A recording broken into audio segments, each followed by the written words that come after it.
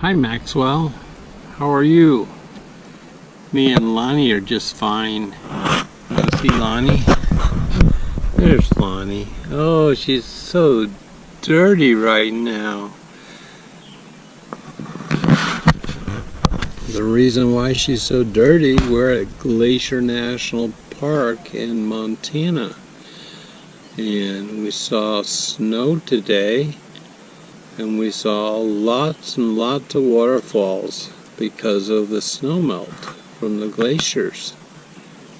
And I'm going to be reading you a book. Let me give you a view of the campsite. This is where we are. There's our tent where Lonnie and I are going to sleep tonight. My chair. My fireplace. This is my picnic table. And there's my bug assault gun.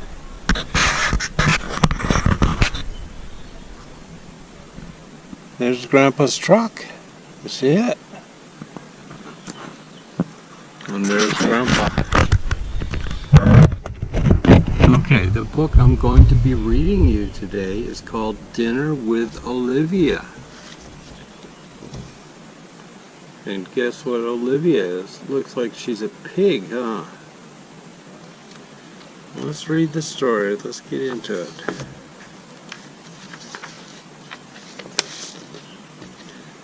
After a busy morning at school, it was finally time for lunch. Olivia joined her friends, Julian and Francine, in the cafeteria.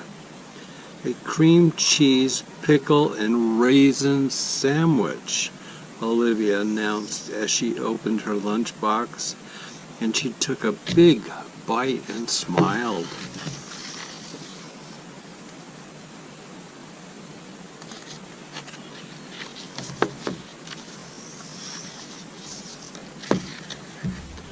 Julian had a peanut butter calzone for lunch. Want a taste? He asked. I don't think so, said Olivia. No, thank you, said Francine, as she took her lunch out of her backpack. It was in a shiny purple box.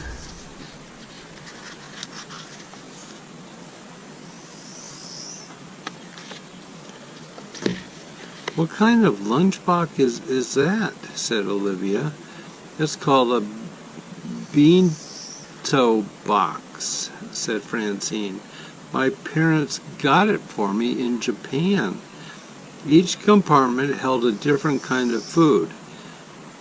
Chicken satay, baby corn, star fruit. That wasn't all. Look at this, Francine said proudly as she took her utensil out of the box. Wow, Olivia and Julian said at the same time.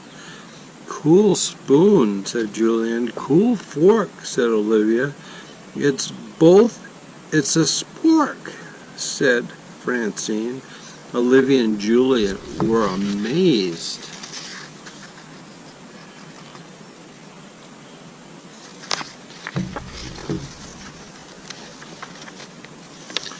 Francine dug the spork into her Beano box and pulled out a Brussels sprout. And this is a Brussels sprout. It's from Belgium in Europe. You like Brussels sprouts? Asked Julian. They're delicious, Francine answered. At my house, everything is perfectly delicious.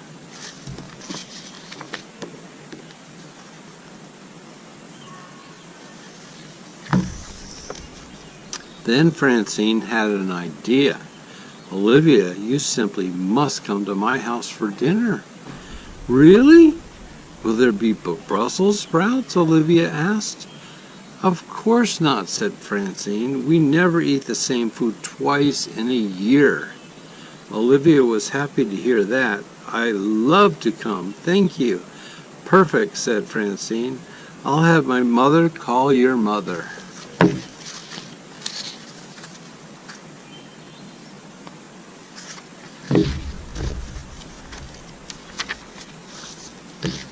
home that night, Olivia decided she needed to practice her manners before going to Francine's house for dinner. So she hosted her own little dinner party. She reminded her guests to always say please and thank you and to put their napkins on their laps. She told them to never fall asleep at the table. She made sure they remembered to chew with their mouths closed. At the fancy dinner party, everything needs to be perfect, Olivia told her guests.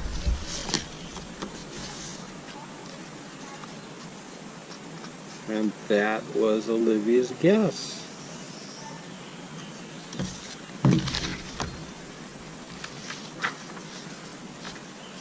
Olivia imagined what dinner at Francine's house would be like. She pictures a fancy party at a mansion in an English countryside with waiters on roller skates serving pink lemonade in tall glasses with curlicue straws and monkeys juggling fruit. "Olivia, dinner time," called her mother, interrupting her daydream.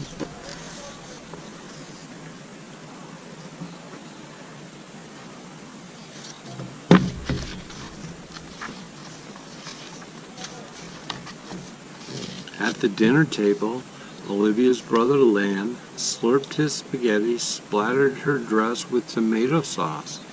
One of the meatballs fell on the floor where Perry the dog picked it up in his mouth.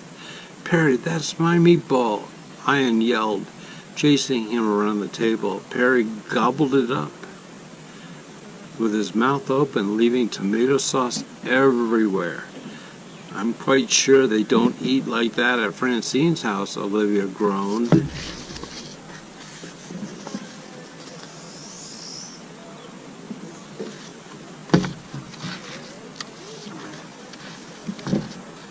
The next day, Olivia walked to Francine's house with her mother and brothers. "Have fun tonight, Olivia," said her mother, "and don't forget to invite Francine to our house for dinner, too." "Our house," said Olivia, horrified. She looked over at her brothers. Lan was blowing bubbles with his juice box, and William's face was smeared with jam. She imagined what dinner at her house would look like to Francine.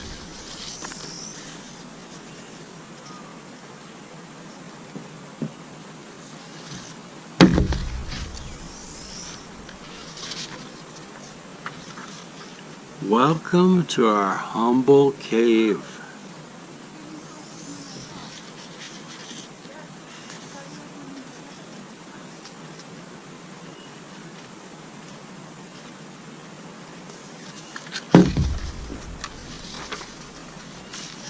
At Francine's house, Olivia gave Francine's mother a bouquet of flowers. "Why, thank you, Olivia, but we have a rule about no fresh flowers in the house," said Francine's mother. "They make such a mess when the petals drop. Be sure to wipe your feet, Olivia. We mustn't get footprints on the white carpet." Like any good guest, Olivia told funny stories, just as Francine's father was telling her it wasn't polite to tell jokes at the dinner table. Olivia saw Francine's mom come out of the kitchen with bowls full of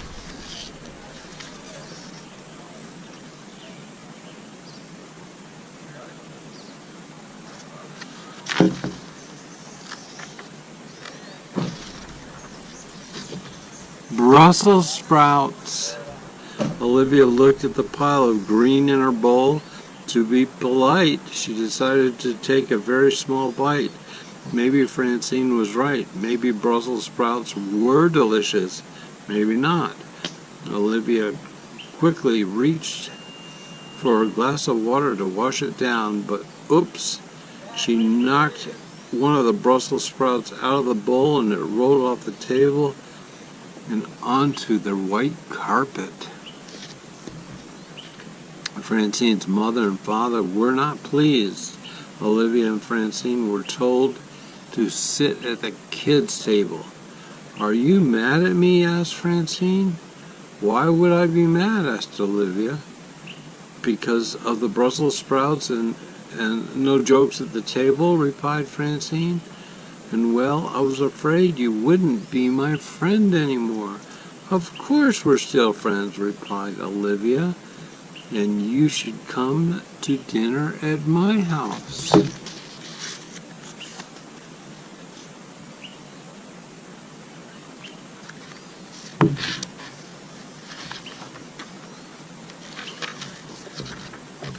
Later that week, it was finally Francine's turn to come over to Olivia's house for dinner. It was spaghetti night again. I've never seen anyone do that before, said Francine as she watched Ian slurp his spaghetti. Try it, said Ian. I'll race you, said Olivia. Turns out Francine was a natural.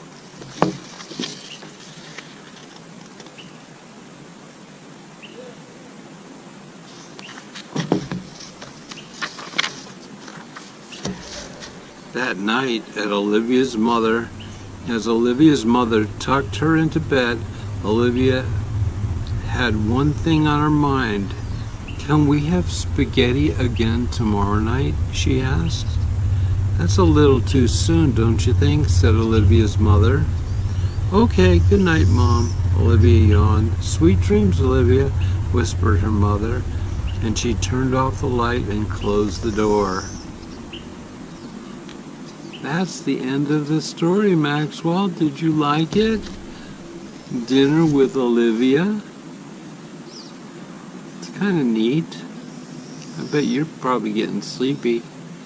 Time for you to go to bed. I'm going to read you some more stories from up here at Glacier National Park in the next couple days. I love you, buddy. Pleasant dreams. Good night. Bye-bye.